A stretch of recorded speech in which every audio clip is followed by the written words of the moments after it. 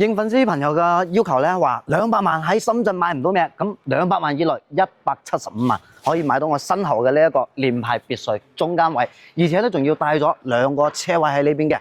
咁依家呢個位置咧就係我哋嘅入門口嘅位置啦。通過台階之後咧，可以行到過嚟我哋嘅大門口。入到嚟咧，我哋1樓呢邊係一個餐廳，因為有窗口，光線都唔差。好長時間業主都冇喺度住噶啦，所以依家停咗水電嘅，停咗水電噶啦，所以咧冇辦法開。咁呢邊就衛生間啦。咁呢邊咧就係我哋1樓嘅客廳，外面咧嗱呢邊都有陽台嘅，都係有個大窗口喺呢邊。房產證面積咧就有260個平噶啦。咁我哋後面咧呢邊嘅花園咧係足足有60個平方，絕對唔會話好細。咁亦都可以睇到依家呢個花園咧，因為比較長時間冇人住咧，基本上冇點打理嘅。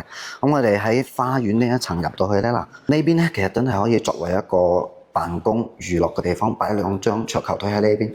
咁停咗電之後咧，佢冇乜光線，裏面咧佢冇做呢個天井嘅，所以會比較暗。咁呢邊咧就衛生間，裏面咧有一個房喺呢度嘅，同埋雜物房喺裏面。咁下面咧仲有個雜物間嘅。我哋依家上到嚟地面2樓，嗱2樓呢邊咧其實做咗2個房間，唔係好多嚇。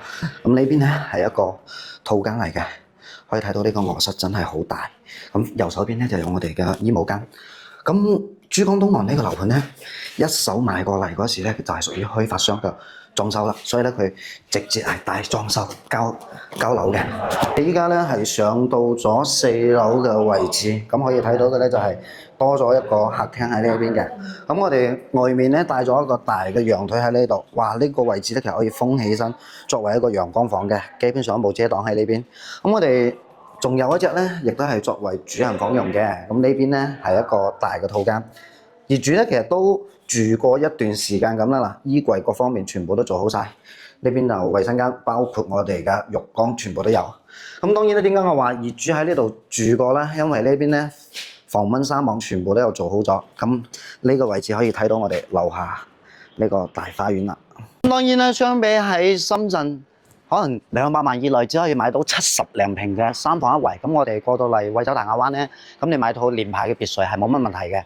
而且珠江東岸呢個位置佢係位於大亞灣紅海二路呢個位置，離深圳咧都係5公里嘅時間，咁可以直接去到地鐵14號線嘅沙田地鐵站。